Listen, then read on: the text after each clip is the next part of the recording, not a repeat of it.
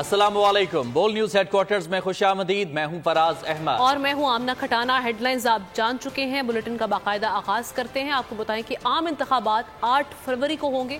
صدر مملکت کی منظوری کے بعد الیکشن کمیشن نے اعلان کر دیا ہے۔ الیکشن کمیشن آج سپریم کورٹ میں رپورٹ جمع کرائے گا۔ Chief election commissioner, attorney general اور اعلیٰ حکام نے صدر مملکت سے ملاقات کی تھی۔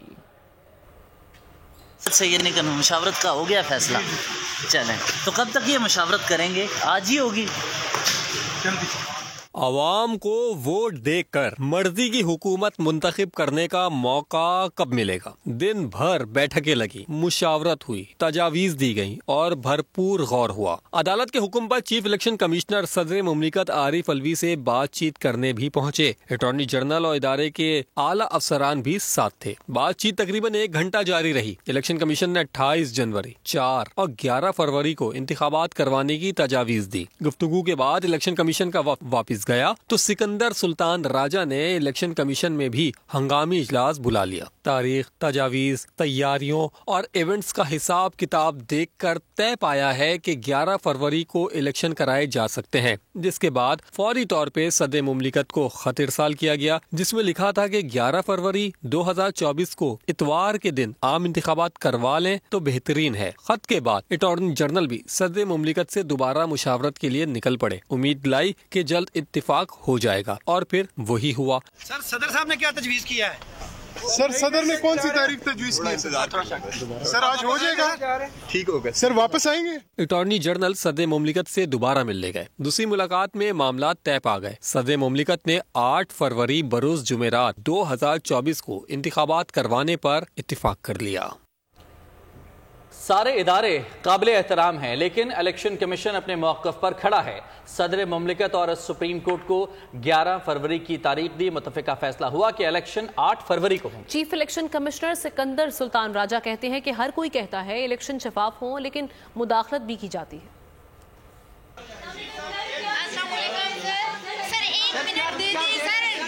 چیف الیکشن کمشنر سکندر سلطان راجہ نے صحافیوں سے غیر رسمی گفتگو میں کہا، صدر سے ملنے سے انکار نہیں کیا، نہ ملنے کا فیصلہ کمیشن کا تھا۔ صدر مملکت نے ہمیں اچھے طریقے سے ویلکم کیا۔ صدر مملکت اور سپریم کورٹ کو 11 فروری کی تاریخ دی۔ متفقہ فیصلہ ہوا، الیکشن 8 فروری کو ہوں گے۔ پہلے بھی فروری میں الیکشن ہوتے رہے ہیں۔ چیف الیکشن کمشنر نے بتایا، نگراں حکومت بنانا الیکشن کمیشن کا کام نہیں۔ الیکشن کمیشن کا کام صرف نگران حکومت کی نگرانی کرنا ہے۔ ہر کوئی کہتا ہے الیکشن شفاف ہوں، لیکن مداخلت بھی کی جاتی ہے۔ دیکھتے جائیں الیکشن کمیشن کیا کرتا ہے۔ پولنگ ڈے اتوار کا دن کیوں نہیں رکھا؟ صحافی کا سوال۔ چیف الیکشن کمشنر نے کہا، چلیں اس بہانے بچوں کو اسکول کی ایک اور چھٹی مل جائے گی۔ چیف الیکشن کمشنر نے مزید بتایا، سندھ کے الیکشن کمشنر کے خلاف شکایات آ رہی ہیں، شکایت میں سچائی ہوئی تو کارروائی کریں گے۔ اس سے پہلے سپریم کورٹ نے الیکشن کمیشن کو صدر مملکت سے مشاورت کر کے عام انتخابات کی تاریخ دینے کا حکم دیا تھا۔ عدالت نے کہا کہ جو تاریخ طے کی جائے گی اس میں کوئی توسیع نہیں ہوگی۔ الیکشن کمیشن کو آج رپورٹ جمع کرانے کا کہا گیا ہے۔ صدر سے مشاورت کریں، پھر انتخابات کی تاریخ دیں۔ سپریم کورٹ نے الیکشن کمیشن کو حکم دے دیا۔ 90 روز میں انتخابات کیس کی سماعت کے دوران الیکشن کمیشن نے موقف اختیار کیا کہ 11 فروری کو پولنگ کے لیے تیار ہے۔ چیف جسٹس کے حکم پر الیکشن کمیشن نے ہنگامی اجلاس بلایا اور عدالت کو آگاہ کر دیا، صدر مملکت سے مشاورت کرنے کا فیصلہ کر لیا ہے۔ چیف جسٹس قاضی فائز عیسیٰ نے کہا، سپریم کورٹ صرف انتخابات چاہتی ہے، کسی بحث میں نہیں پڑھنا چاہتے۔ جمعے تک فیصلے سے آگاہ کیا جائے۔ انتخابات کی جو بھی تاریخ دستخط ہوں، اس تاریخ میں کسی قسم کی توسیع نہیں ہوگی۔ ماہر قانون اشتر اوصاف کہتے ہیں کہ الیکشن کا معاملہ عدالت تک جانا ہی نہیں چاہیے تھا، صدر کے خط لکھنے پر ہی معاملہ ختم ہو جانا چاہیے تھا۔ رہنما IPP محمود مولوی کہتے ہیں کہ اب الیکشن کی تاریخ پر رونا دھونا چلے گا۔ رانا احسان افضل نے کہا کہ پیپلز پارٹی پنجاب سے اچھی کارکردگی نہیں دکھائے گی۔ یہ معاملہ تو کورٹ تک جانا ہی نہیں چاہیے تھا، کیونکہ آئین اور قانون جو ہے اس کے اوپر بڑا صاف ستھرا آپ کو اطلاع عمل دیتا ہے۔ میری دانش میں تو جب صدر مملکت نے چٹھی لکھی وہیں پہ یہ معاملہ جو ہے وہ ختم ہو جانا چاہیے تھا۔ تو بہت خوش آئند بات ہے کہ الیکشن کمیشن نے خود اس کا اعلان کر دیا، اس کا टाइम बता दिया। ना माजी की रिवायत टूटेगी और ना इसके ऊपर कोई पॉलिटिकल पार्टी अग्री करेगी। ये बिल्कुल हमेशा माजी की तरह इसके ऊपर ये रोना धोना भी चलेगा और जो है उसके बाद शोर शराबा भी होगा और एक्सेप्ट नहीं करेंगे। और फिर अल्लाह सिर्फ ये करे कि ये इसके ऊपर धरने और दूसरी चीज़ें ना हो, ताकि किसी ना किसी तरह ये मुल्क जो है सही सिमत में चलना शुरू हो जाए। मैं तो समझता हूँ पीपल्स पार्टी की इनसिक्योरिटी है जो अभी हमारे मद्दे मुकाबिल है, हमारे साथ उनका मुकाबला है इलेक्शंस में, और पंजाब के अंदर वो इस हद तक कोई उनकी पेनिट्रेशन नहीं है कि वो यहाँ से कोई बड़ी अच्छी कोई परफॉर्मेंस कर सकें। तो इसलिए इल्ज़ामात का एक बौछार है PMLN के ऊपर और वो बेबुनियाद है। देखें, हमारा तो बड़ा क्लियर कट मौक़िफ़ है कि मियाँ साहब को टारगेट किया गया 17-18 में उनको, और आज अगर उनको अदालतों से कोई रिलीफ मिल रहा है या कानून का तकाजे पूरे हो रहे हैं तो इसके ऊपर तो उनको भी इस चीज़ को अप्रीशिएट करना चाहिए। इलेक्शन की जो तारीख आ गई, कोशिश होनी चाहिए कि उसमें रद्दो बदल ना हो। कोई भी पार्टी तारीख की मुखालिफत नहीं करेगी। पीपल्स पार्टी के रहनुमा नवीद कमर की बोल के प्रोग्राम में बातचीत, बोले सबको नजर आ रहा है कि एक पार्टी को फौकियत दी जा रही है। 2018 में भी एक पार्टी को फेवरेट बनाया गया। ये खुशाइन बात है कि एक तारीख आ जाएगी। चीफ जस्टिस के इस्तेमाल करूंगा कि उसके बाद ये एक तारीख पत्थर में लिखी होनी चाहिए कि इसमें उससे ज्यादा रद्दोबदल फिर की कोई गुंजाइश ना हो। तो मेरा ख्याल नहीं कि कोई भी पार्टी जो है पॉलिटिकल पार्टी अब स्टेज पे इस बात की मुखालफत करेगी कि इलेक्शंस नहीं होने चाहिए। हम नहीं चाहते कि ये भी इंतखाबात कंट्रोवर्शियल रहे। अगर इलेक्शन मुतनाज़े हो गए तो उनके लिए भी गवर्नेंस मुश्किल होगी। हर एक शख्स देख सकता है कि एक पार्टी को जाहिर है सबके ऊपर फौकियत दी जा रही है। हमें एक तो एक्सपीरियंस 2018 वाला भी है, दूसरे भी हैं, लेकिन 18 में खासकर एक फेवरेट बनाया गया। 100 सुनार की और 1 लोहार की, अब अवाम की ईद होगी। 8 फरवरी इंतखाबात के लिए कल के हुक्मरान आज की अवाम की दहलीज पर होंगे। हाथ बांध कर शिकायतें भी सुनेंगे और मसाइल हल करने के लिए फुर्तियां भी दिखाएंगे। दस्तक होगी, दरवाजा खुलेगा, अवामी नुमाइंदा दहलीज पर होगा। 5 साल का इंतजार खत्म हो गया, अब वोटर्स की ईद होगी, उनकी सुनी जाएगी, वोटर्स को इज्जत दी जाएगी। मुल्क भर में इंतखाबी माहौल गर्म होने लगा। अवाम के हाथ वादे वफा कराने का वक्त आ गया, शिकायतों और सुनवाई कराने का मौका मिल गया। मुल्क में आम इंतखाबात की तारीख का बगल बज गया। अदालत से आम इंतखाबात की तारीख का हुक्म आते ही नून लीग मुतहर्रिक हो गई। लाहौर में नवाज शरीफ के बैनर्स लग गए। क्या तैयारियां हैं, जानते हैं मोइन जुबैर की रिपोर्ट में। आम इंतखाबात की तारीख पर मुशावरत शुरू होते ही नून लीग मुतहरिक हो गई। लाहौर में कारकुनान नारे लगाते घरों से निकल आए। कारकुनान कहते हैं दहशतगर्दी, लोड शेडिंग और गुर्बत समेत नवाज शरीफ के पास तमाम मसाइल का हल है। लीडर तो एक ही है, वो है नवाज शरीफ। इंशाल्लाह हम अपने वोट से एक बार फिर वजीर आजम नवाज शरीफ को मुंतखब करेंगे। मेरे दिल के था गहराइयों से मैं आपको वेलकम करता हूँ। मियां नवाज शरीफ कदम बढ़ाओ, हम आपके साथ हैं। इंशाल्लाह हर दफा शेर को ही मिला है और इस बार भी इंशाल्लाह शेर को ही मिलेगा। क्लीन स्वीप करेंगे इंशाल्लाह मियां नवाज शरीफ साहब। शहर भर के कौमी व सूबाई असम्बली के हलकों में नून लीग के वोटर्स पार्टी दफातर में जमा हुए, जो अपनी पार्टी की जीत का अज़म कर रहे हैं। कैमरामैन मोहम्मद रियाज के साथ मोइन जुबैर, बोल न्यूज़, लाहौर। इंतखाबात की तारीख आते ही MQM भी मुतहर्रिक हो गई। पार्टी ने इंतखाबी सरगर्मियां तेज करने का फैसला कर लिया। हफ्ते को कराची के जिला जनूबी में बंस रोड पर कॉर्नर मीटिंग होगी। जिम्मेदारों और कारकुनान ने हंगामी तौर पर तैयारियां भी शुरू कर दी हैं। तमाम रहनुमाओं को मुहिम के लिए अवाम में उतरने की हिदायत भी की गई है। मुल्क में आम इंतखाबात की तैयारियां। FBR ने कागजात नामजदगी की स्क्रूटनी के लिए 5 रुकनी फोकल पर्सनस टीम तश्कील कर दी। तमाम फील्ड फॉर्मेशन सरबराहान को 2 ऑफिसर्स पर मबनी एक टीम नामजद करने की भी हिदायत। मुल्क में आम इंतखाबात की तैयारियां। FBR में उम्मीदवारों के कागजात की स्क्रूटनी होगी। 5 रुकनी फोकल पर्सनस की team तश्कील। Chief revenue operations Arshad Nawaz और सेक्रेटरी रेवेन्यू बजट बिलाल जमीर, सेकंड सेक्रेटरी सदफ एहसान, second secretary Suhail Abbas focal person मुकर्रर, सेकंड सेक्रेटरी अलिशबा आसिफ भी 5 रुकनी फोकल पर्सनस में शामिल। फील्ड फॉर्मेशन सरबराहान 2 रुकनी टीम नामजद करेंगे। तमाम नामजद टीमें कमिश्नर की सरबराही में अपने इलाकों में फोकल पर्सनस के तौर पर काम करेंगी। तमाम टीमें चीफ रेवेन्यू ऑपरेशन के साथ राब्ते में होंगी। پاکستان نے 75 سال میں اتنا قرضہ نہیں لیا جتنا پی ٹی آئی نے 4.25 سال میں۔ پاکستان کو ترقی سے روکنے کے لیے 2017 میں نواز شریف کو ہٹایا گیا۔ سابق اسپیکر ایاز صادق کی کوئٹہ میں گفتگو، کہتے ہیں کہ ہم چاہتے ہیں کہ پاکستان کی کامیابی میں بلوچستان بھی شامل ہو۔ نواز شریف کا ہی دور تھا جس میں بلوچستان کو ترقی ملی۔ اور پاکستان نے جو 75 سال میں قرضہ لیا وہ 4.25 سال میں اس سے زیادہ پاکستان کے اوپر قرضہ چڑھا لیا گیا۔ پاکستان اس وقت ترقی کر رہا تھا، نواز شریف صاحب کو اقتدار سے سازش کے تحت ہٹایا گیا۔ بلوچستان میں جو ڈیولپمنٹ نواز شریف صاحب کے زمانے میں ہوئی، ہم نے اس دفعہ اگلے آنے والے 5 سالوں میں بلوچستان اور پاکستان کی تقدیر بدلنے کا تہیہ کیا ہے۔ میں یہ کہہ سکتا ہوں کہ انشاءاللہ مسلم لیگ نون کی حکومت بلوچستان میں بھی بنے گی، مجھے بہت یقین ہے اس چیز پہ۔ نگراں وزیر خزانہ کی سربراہی میں وزارت خزانہ کے وفد نے انٹرنیشنل مانیٹری فنڈ IMF جائزہ مشن سے مذاکرات ہوئے ہیں۔ اس دوران عالمی مالیاتی ادارے کے مشن چیف نے حکومت کی پہلی سہ-ماہی اہداف کے حصول کے لیے اقدامات کو سراہا۔ IMF مشن چیف پہلی سہ-ماہی اہداف کے حصول کے لیے حکومتی اقدامات سے خوش۔ وزارت خزانہ کی جانب سے جاری اعلامیے میں کہا گیا کہ نگراں وزیر خزانہ کی سربراہی میں IMF جائزہ مشن سے مذاکرات ہوئے ہیں۔ نگراں وزیر خزانہ نے IMF کو اسٹینڈ بائی ارینجمنٹ قرض پروگرام کی پیش رفت سے آگاہ کیا۔ انہوں نے معاشی استحکام کے لیے مالیاتی اقدامات پر بریفنگ دی۔ مذاکرات میں governor state bank FBR، SECP chairman اور سیکرٹری خزانہ نے شرکت کی۔ مذاکرات میں IMF وفد کے جائزہ مشن کی سربراہی مشن چیف ناتھن پورٹر نے کی۔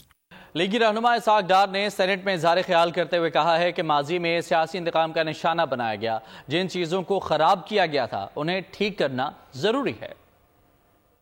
یہ پولیٹیکل جو وکٹمائزیشن اور یہ جو اس ملک کی ہسٹری ہے نا، اس کو ٹھیک ایسی چیزوں سے ہوگا۔ آئی وش کہ یہ اپ ہولڈ ہوتی، آئی وش کہ ہم جاتے، جو بھی جاتے، جن کے بھی آج تک 184(3) میں تھے ان کو جانا چاہیے، انکلوڈنگ میاں نواز شریف۔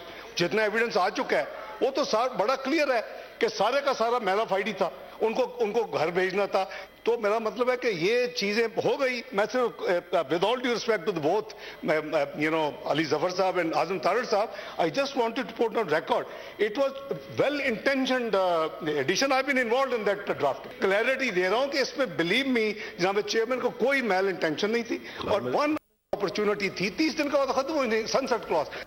معیشت مثبت راہ پر گامزن ہے۔ 27 اکتوبر کو ختم ہونے والے ہفتے کے دوران زر مبادلہ کے ذخائر میں $1.36 کا اضافہ ریکارڈ کیا گیا۔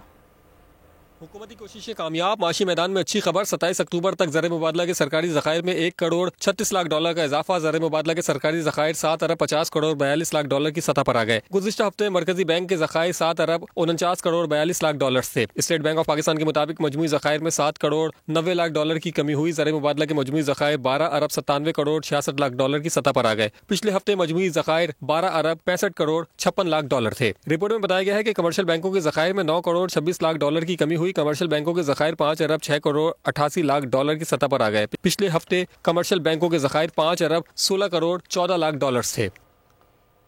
غیر قانونی تارکین وطن کے خلاف مہم جاری ہے۔ اب تک 1,43,135 غیر ملکی روانہ ہو چکے ہیں۔ جاری کراچی سمیت ملک بھر میں سینکڑوں افراد کو ٹرانزٹ کیمپس میں منتقل کر دیا گیا۔ اٹک میں دوسرے روز بھی آپریشن، ضلع بھر سے 272 افغان باشندے زیر حراست۔ تمام افغان باشندے ٹرانزٹ کیمپ منتقل۔ بایو میٹرک اور تصدیق کے دوران 30 غیر قانونی قرار۔ قبائف درست ہونے والوں کو ریلیف مل گیا۔ درست شناخت پیش نہ کرنے والے خاندان کو ملک بدر کیا جائے گا۔ جہلم میں بھی غیر قانونی مقیم رہائشیوں کے خلاف کریک ڈاؤن۔ 98 افغان باشندے گرفتار، خواتین اور بچے بھی شامل۔ ضروری کارروائی کے بعد افغانستان روانہ کرنے کے لیے پشاور بھیجا جائے گا۔ غیر ملکیوں کے انخلا کا سلسلہ جاری۔ کوئٹہ، قلعہ عبداللہ اور چمن میں ہولڈنگ کیمپ سے افغان باشندوں کو واپس اپنے ملک بھیجا جا رہا ہے۔ پشاور سے بھی افغان باشندوں کی رضاکارانہ واپسی۔ حراست میں لیے گئے افراد کو بھی وطن بھیجا جا رہا ہے۔ 200 سے زائد غیر قانونی مہاجرین کو ٹرانزٹ کیمپ منتقل کیا گیا۔ لاہور سمیت پنجاب میں بھی رات بھر غیر قانونی افراد کے خلاف کارروائی جاری رہی۔ سینکڑوں افراد کو حراست میں لے کے ٹرانزٹ کیمپ منتقل کیا گیا۔ وزارت داخلہ کی جانب سے جاری اعلامیے کے مطابق پاکستان سے رضاکارانہ واپس جانے والے افراد کی تعداد 1,40,322 ہے۔ کراچی سے 120 غیر قانونی افراد چمن بارڈر روانہ۔ ضلع انتظامیہ کی جانب سے پھولوں کی پتیاں نچھاور کی گئیں۔ سیکیورٹی کے سخت انتظامات کیے گئے تھے۔ تفصیلات محمد کاشان کی رپورٹ میں۔ غیر ملکی تارک وطن کی رخصتی، قافلے پر پھول نچھاور، اپنے وطن افغانستان واپسی پر تارکین وطن خوش تھے۔ کراچی کے سلطان آباد ہولڈنگ کیمپ میں 400 افراد لائے گئے، 120 افراد دستاویزات پیش نہ کر سکے، انہیں سخت سیکیورٹی میں بسوں کے ذریعے چمن بارڈر روانہ کر دیا۔ ہمارے پاس 120 لوگ ہیں جن کو ہم یہاں 4 کوشش کے کانوائے بنا کر ہم یہاں سے ان کو آج بھجوا رہے ہیں، اور یہ ہم لوگ گورنمنٹ آف بلوچستان کو ہینڈ اوور کرے گا، جو چمن بارڈر سے کر جائیں گے اور ان کو آج بھی پیکیج۔ کمشنر کراچی سلیم راجپوت اور D I G south Asad Raza کی موجودگی میں الوداع کیا گیا۔ پائلٹ اسکارٹ کے ساتھ سلطان آباد ہولڈنگ کیمپ سے روانہ کیا گیا۔ سیکیورٹی کے لیے پولیس موبائلیں فراہم کی گئیں۔ کیمرامین محمد علی کے ساتھ محمد کاشان، بول نیوز، کراچی۔ کراچی میں ڈاکو بے لگام، شہریوں سے کرنے کھلے عام واردات۔ رزاق آباد ٹریننگ سینٹر کے قریب فائرنگ، ایک شخص جاں بحق ہو گیا۔ لانڈی داؤد چورنگی میں ڈکیتی مزاحمت پر فائرنگ سے ایک شخص زخمی ہوا۔ سعود آباد میں ڈکیتی مزاحمت پر ایک شخص قتل۔ پرانا گولی مار، ریکسل ندی اور سپر ہائی وے ہنگورا گوٹ بازار کے قریب فائرنگ سے 2 افراد زخمی ہوئے۔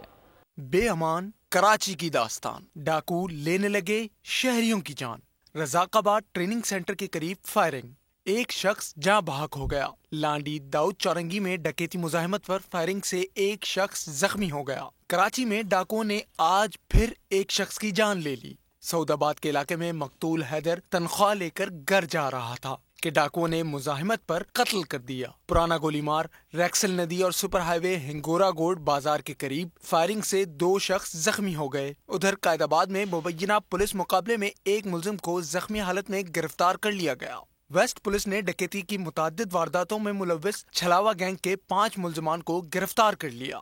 حکومت پاکستان نے انسداد اسمگلنگ مہم شروع کی ہے، جس میں کمانڈر 12 کور کا تعاون ہے۔ کوئٹہ میں کلیکٹر کسٹمز میں محمد اسماعیل کی پریس کانفرنس، کہا جنوری سے اکتوبر تک 8000 ٹن سے زائد یوریا کھاد پکڑی ہیں۔ گندم، آٹا، چینی کی بڑی کھیپ برآمد کی گئی ہیں۔ پورے ملک میں کہیں بھی اسمگلنگ شدہ سامان ہو، کسٹم کا کارروائی کا حق ہوگا۔ گورنمنٹ آف پاکستان نے اینٹی اسمگلنگ ڈرائیو شروع کی ہے۔ ہماری اس اینٹی اسمگلنگ ڈرائیو میں جو ہمیں تعاون حاصل ہے، کور کمانڈر 12 کور ہیں، وہ اس میں ان کا لیڈ رول ہے۔ جنوری سے اکتوبر 2023 تک اسی عرصہ کے دوران ہم نے 8767 میٹرک ٹن یوریا پکڑی، 11900 میٹرک ٹن چینی پکڑی گئی، اور 160 میٹرک ٹن جو ہے وہ آٹا پکڑا گیا۔ اور اس کا جو ہم نے ڈسپوزل آکشن کے تھرو کرتے ہیں، جو کہ ہم نے اس کو بیچ دیا ایک اوپن آکشن میں، اور اس سے گورنمنٹ آف پاکستان کو ریونیو آیا۔ اور خبروں کا سلسلہ آگے بڑھاتے ہوئے آپ کو بتائیں کہ اسرائیل کی غزہ میں درندگی برقرار ہے۔ جبالیہ کیمپ سمیت اقوام متحدہ کے انورا اسکول پر بمباری۔ اسرائیلی فوج مقبوضہ مغربی کنارے میں گرفتاریاں کر رہی ہے، اور اب تک 49 افراد کو گرفتار کیا جا چکا ہے۔ 7 اکتوبر سے اب تک 1220 فلسطینیوں کو گرفتار کیا گیا ہے، جس میں 740 حماس جنگجو بھی ہیں۔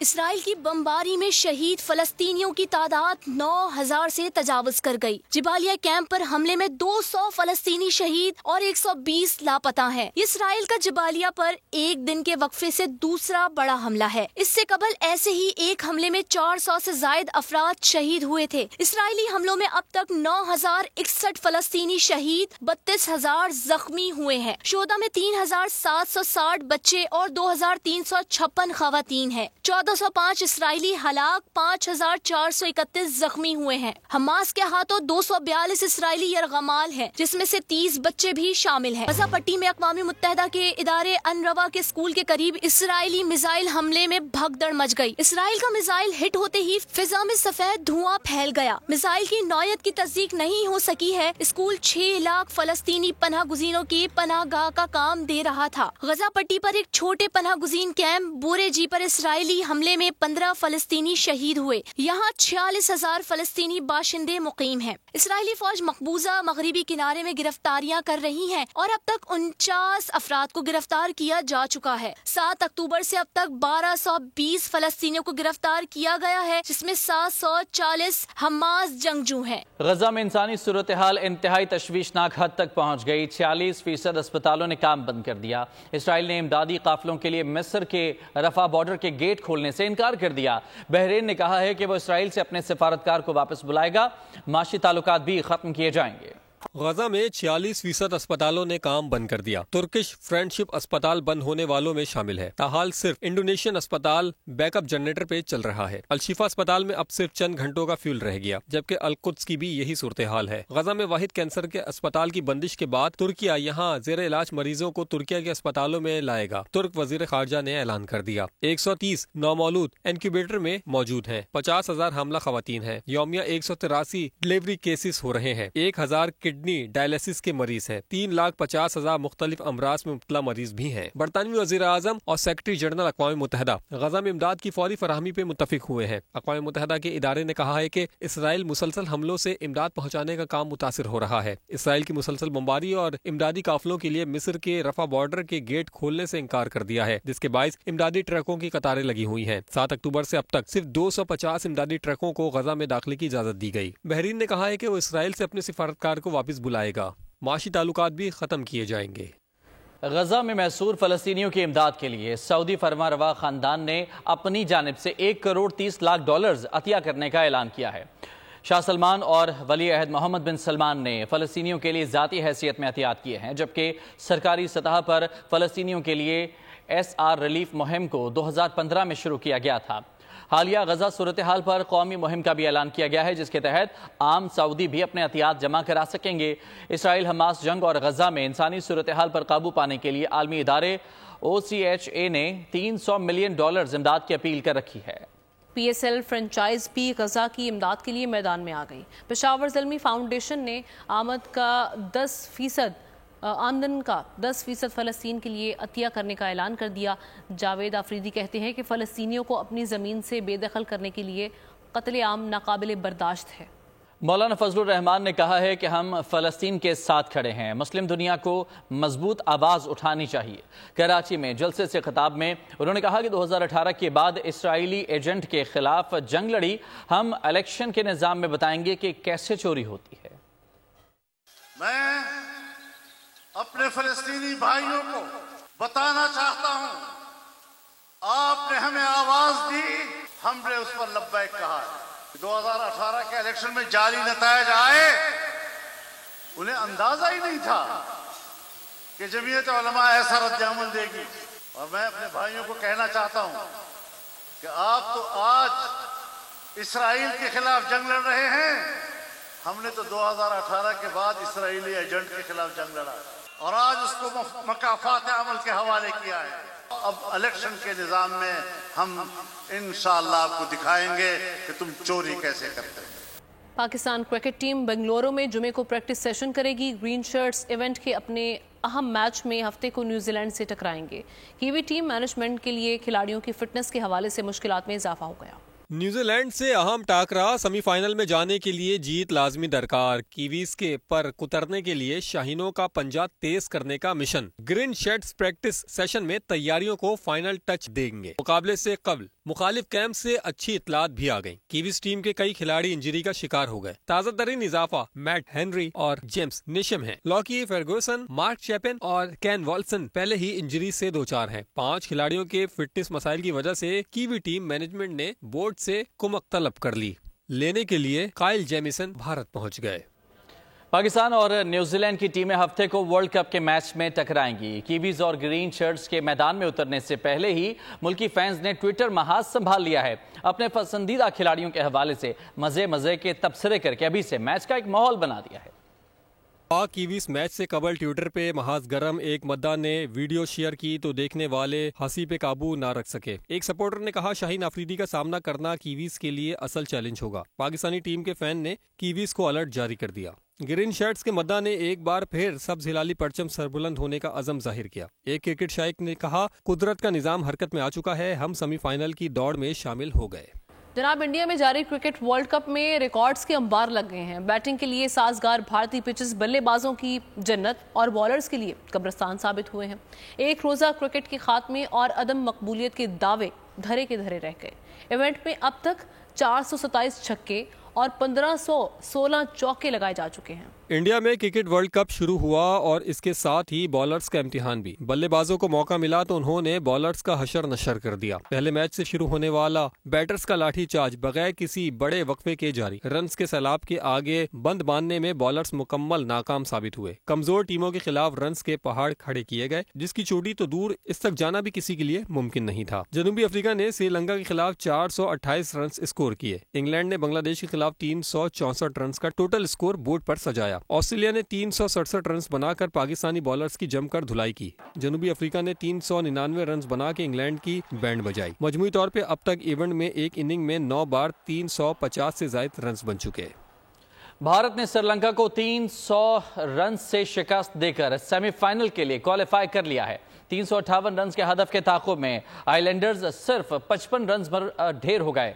8 बल्लेबाज डबल फिगर में भी दाखिल न हो सके। इनिंग्स का सबसे बेहतरीन इनफरादी स्कोर 14 रहा। मोहम्मद शामी ने 5 और मोहम्मद सिराज ने 3 शिकार किए। इससे पहले भारतीय टीम ने अपनी बारी पर 357 रन स्कोर किए। शुभमन गिल ने 92, विराट कोहली ने 88 और श्रेयस अय्यर ने 82 रन बनाए।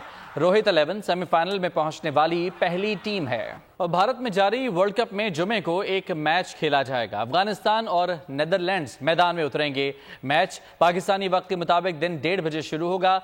इवेंट के पॉइंट्स टेबल पर 6 पॉइंट्स के साथ अफगानिस्तान का 6ठा नंबर है। 6 मैचेस में से 2 मुकाबले जीतने वाली टेस्ट टीम की 8वीं पोजीशन है। जनूबी अफ्रीकन बल्लेबाज क्विंटन डी कॉक ने शानदार कारकर्दगी से क्रिकेट वर्ल्ड कप पर धाक बिठा दी है। मेगा इवेंट में अब तक 4 सेंचुरी स्कोर कर चुके हैं। 7 मैचेस में 545 रन 77.85 की औसत से बनाकर डी कॉक टॉप पोजीशन पर मौजूद हैं। वर्ल्ड कप की टीमों में एक से बढ़कर एक टॉप परफॉर्मर मौजूद। मैच विनिंग परफॉर्मेंस के लिए एडी चोटी का लगा रहे हैं जोर। डिकॉक ने सबको पीछे छोड़ दिया। 7 इनिंग्स में 545, 174 रन बेहतरीन स्कोर। 112.60 के स्ट्राइक रेट से बनाए गए रन्स 4 सेंचुरी से सजे थे। उनके बल्ले से टकराकर बॉल 54 बार बाउंड्री लाइन से बाहर गई। 18 मौकों पर गेंद ने फिजाई रूट इस्तेमाल किया। टॉप बैटर्स में विराट कोहली 442 रन के साथ दूसरे नंबर पर है। 415 रन बनाने वाले रिचन रोहिंदर की तीसरी पोजीशन है। बॉलर्स की लिस्ट में श्रीलंका के दलशान मदो शनाका 22 विकेटों के साथ पहले नंबर पर हैं। 16 शिकार के साथ शाहीन आफरीदी की दूसरी पोजीशन है। जनूबी अफ्रीका के मार्को जेनसन का तीसरा नंबर है। निगरान वजीर आजम अनवारुल हक काकड़ से कौमी क्रिकेट टीम के साबिक कप्तान शाहिद आफरीदी ने मुलाकात की। क्रिकेट की बेहतरी के हवाले से तबादला ख्याल किया गया। निगरान वजीर आजम खेल की बेहतरी के लिए भी मुतहरिक। निगरान वजीर आजम अनवारुल हक काकड़ और कौमी क्रिकेट टीम के साबिक कप्तान शाहिद आफरीदी के माबैन होने वाली मुलाकात में क्रिकेट की बेहतरी के हवाले से तबादला ख्याल किया गया। निगरान वजीर आजम ने कहा क्रिकेट की बेहतरी के लिए शाहिद आफरीदी अपना किरदार अदा करें। निगरान वजीर आजम ने chairman PCB management committee Zaka Ashraf से भी राब्ता किया और कहा कि क्रिकेट की बेहतरी में सीनियर खिलाड़ियों से मुशावरत की जाए। ज़राए के मुताबिक साबिक कप्तान ने खेल में बेहतरी के लिए अपनी तजावीज दी। शाहिद अफरीदी ने मौजूदा क्रिकेट टीम की गलतियों और खामियों के बारे में भी निगरान वजीर आजम को आगाह किया। निगरान वजीर आजम आइंदा दिनों में मजीद साबिक क्रिकेटर से भी मुलाकातें करेंगे। अमन हो या जंग, दुनिया भर में सहाफ़ी खतरात और अपनी जिंदगी की परवाह किए बगैर खिदमत समेत दुनिया भर में सहाफ़ियों के खिलाफ जराइम से इस्तिस्ना के खात्मे का आलमी दिन मनाया जा रहा है। पाकिस्तान में सहाफ़ियों के खिलाफ जराइम में मुलविस कितने फीसद मुजरिमों को सज़ा होती है? सहाफ़ियों के खिलाफ जराइम की आलमी फहरिस्त में पाकिस्तान का 11वां नंबर है। इस्लामाबाद से रिपोर्ट कर रहे हैं अली शेर। अक़वाम मुत्तहिदा के ज़ेर एहतमाम हर साल 2 नवंबर को सहाफ़ियों के खिलाफ जराइम से इस्तिस्ना के खात्मे का आलमी दिन मनाया जाता है। पाकिस्तान सहाफ़त के लिए खतरनाक तरीन ममालिक की फहरिस्त में 11वें नंबर पर शामिल है, जहाँ गुज़िश्ता 15 सालों में सहाफ़ियों के कत्ल के 96% वाक़यात में मुलव्विस मुल्ज़िमान को कोई सजा नहीं मिली। ग्लोबल इंडेक्स के मुताबिक 30 सालों में पाकिस्तान में 97 सहाफ़ी कत्ल किए गए। सिंध में सबसे ज्यादा 30% की शरह से सहाफ़ी कत्ल किए गए। Secretary general Pakistan federal union of journalist Arshad Ansari कहते हैं इस्लामाबाद जैसे बज़ाहिर महफूज तरीन शहर का सहाफ़ियों के लिए सबसे गैर महफूज होना लम्हा फिक्रिया है। इस वक्त पाकिस्तान एक खतरनाक तरीन मुल्क है सहाफ़ियों के लिए, और मैं समझता हूँ कि पीछे एक रिपोर्ट मैंने पढ़ी है कि सबसे ज़्यादा جو وائلنس ہے جہاں پہ صحافیوں کی وہ اسلام آباد ہے. دیکھیں یہ ہمارا فیڈرل ہے اور ہمارا واقعی دارالحکومت ہے. پاکستان میں جرنلسٹ پروٹیکشن بل کی منظوری کے 2 سال مکمل ہونے کو ہیں، لیکن حکومتیں بل پر عمل درآمد سے گریزاں ہیں. صدر نیشنل پریس کلب انور رضا کہتے ہیں صحافی مالی و جانی طور پر دونوں طرح سے محفوظ نہیں. ریاست کی بنیادی ذمہ داری ہے کہ وہ صحافیوں کو تحفظ فراہم کرے، لیکن ہمارے ہاں بدقسمتی سے ایسا نہیں ہوتا. نہ تو ہمیں معاشی تحفظ دیا جاتا ہے اور نہ ہی جان کا تحفظ. اس حوالے سے جو ہماری تنظیمیں ہیں انہوں نے بہت زیادہ کام کیا، جرنلسٹ سیفٹی بلز پر کام کیا، اور ہماری یہی خواہش ہوتی ہے کہ ہم اداروں میں بہتری کے لیے اپنا کردار ادا کریں. پاکستان میں میڈیا کی آزادی پر نظر رکھنے والے ماہرین کا کہنا ہے کہ آزادی اظہار رائے کے احترام اور میڈیا کا سچ سننے کا حوصلہ پیدا کیے بغیر قانون کی عملداری اور سماجی ترقی ممکن نہیں. راولپنڈی کے سرکاری ہسپتال میں تزئین و آرائش، دروازے غیر بیماروں کے لیے بند. ہولی فیملی ہسپتال میں موجود MRI مشین 4 ماہ کے لیے غیر فعال ہو گئی ہے. وہاں پر کیا صورتحال ہے بتائیں گے وسیم چودھری اپنی رپورٹ میں. راولپنڈی کے 4 سرکاری اسپتالوں میں تزئین و آرائش، غریب مریضوں کے لیے ٹیسٹ سیکشن کے دروازے بند. صرف ہولی فیملی میں MRI مشین دستیاب لیکن مشین غیر فعال، مریض پریشان. یہاں پر جیسے کہ ایک مطلب C T scan, X ray وغیرہ باقی ڈائگنوسٹک فیسلٹیز تو ان میں بھی ہیں، وہاں پر بھی ہم ان کو فیسیلیٹیٹ کر رہے ہیں. جو اکوپمنٹ وہاں پر ایزیلی لے جایا جا سکتا ہے سیفلی. ماس وائی جو ہے MRI کی فیسلٹی باقی ہمارے جو الائڈ ہاسپٹل ان میں نہیں ہے، صرف یہ ہمارے ہولی فیملی میں ہے. پرائیویٹ لیبارٹریز کی چاندی، MRI ٹیسٹ 9,000 روپے سے 26,000 روپے تک پہنچا دیا گیا. حکومت کو چاہیے کہ اس ہاسپٹل کے بارے میں سوچیں، یہاں پہ MRI مشین آنی چاہیے جس کی وجہ سے اور بھی مریضوں کو فائدہ ہو اور ہمیں بھی ہو. تمام ذمہ داروں سے درخواست کروں گا کہ اس مشین کے لیے کوشش کریں اور ہولی فیملی کو بھی اوپن کریں. MIR مشین جو ہے ہم کو یہاں سے باہر سے لوڈ کرنے کے لیے، یہاں سے ٹیسٹ لینے کے لیے 20 سے 25-30 ہزار روپے دینے پڑتے ہیں. یہاں پہ کسی ہاسپٹل کے اندر اور ہولی فیملی کے علاوہ نہیں ہے. شہریوں کا مطالبہ ہے کہ MRI کی سہولت تمام سرکاری اسپتالوں میں موجود ہونی چاہیے. جنوری 2024 تک دوبارہ اسپتال کو فعال کر دیا جائے گا تاکہ یہاں پر مریض جو ہے وہ اپنا علاج معالجہ جاری رکھ سکے. کیمرہ مین شبیر احمد کے ساتھ وسیم چودھری، بول نیوز، راولپنڈی. موسم کی بات کر لیتے ہیں. رات میں خنکی اور دن میں گرمی. کراچی والوں کی شدید گرم موسم سے جان چھوٹ گئی، لیکن نومبر میں بھی پوری طرح سے سردی آ نہیں سکی. شہر کا موسم کیسا ہے جانتے ہیں سالک شاہ سے.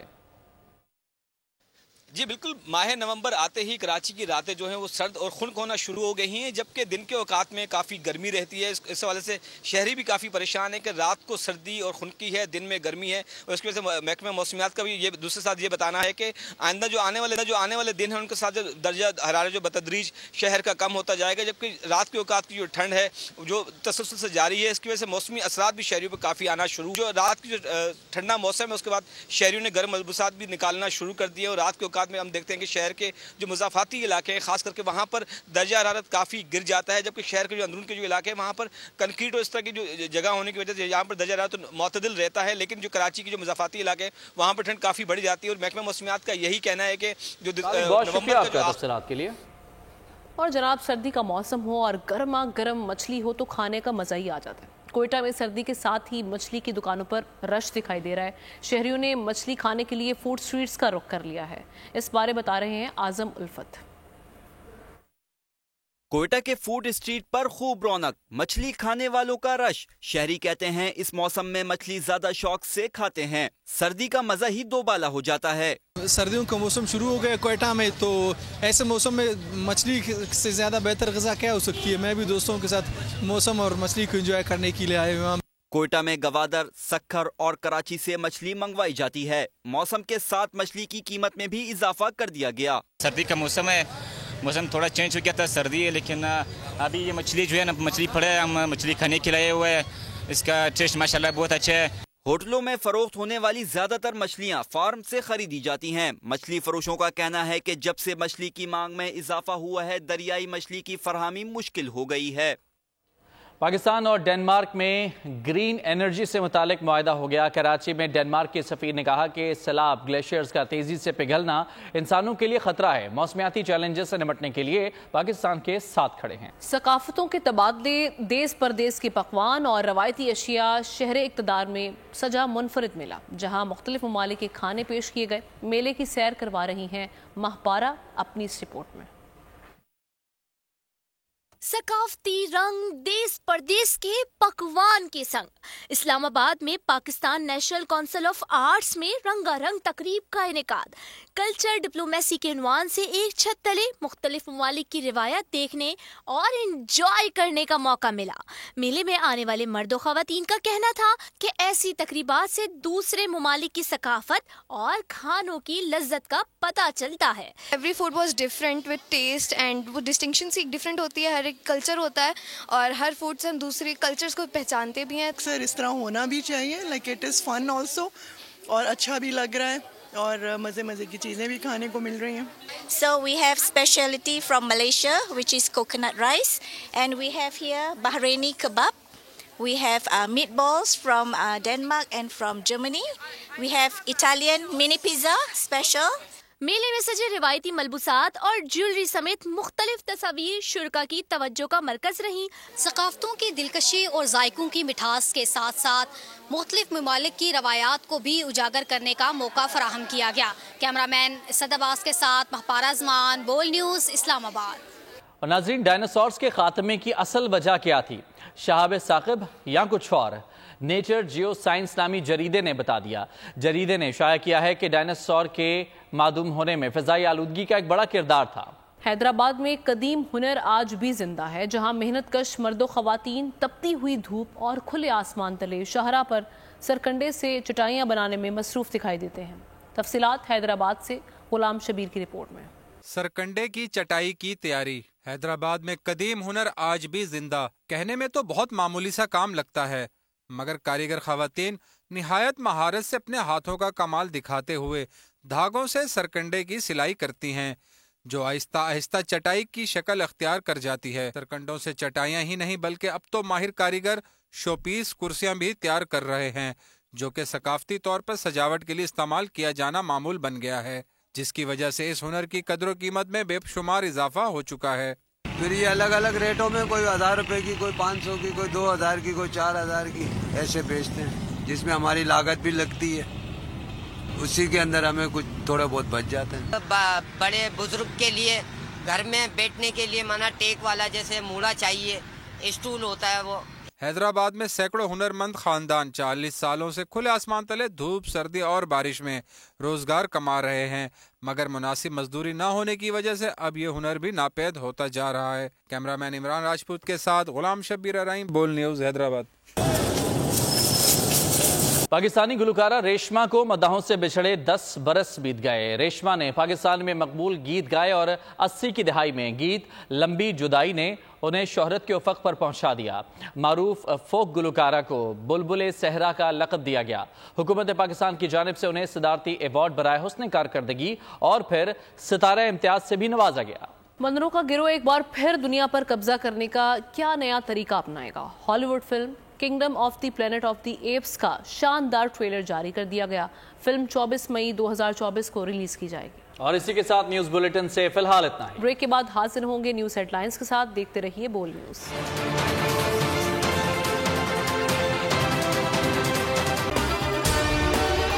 اگر آپ کو یہ ویڈیو پسند آئی ہے تو ہمارے چینل کو سبسکرائب کریں اور بیل آئیکن پر کلک کریں. سبسکرائب کریں اور بیل دبائیں تاکہ کوئی خبر رہ نہ جائے.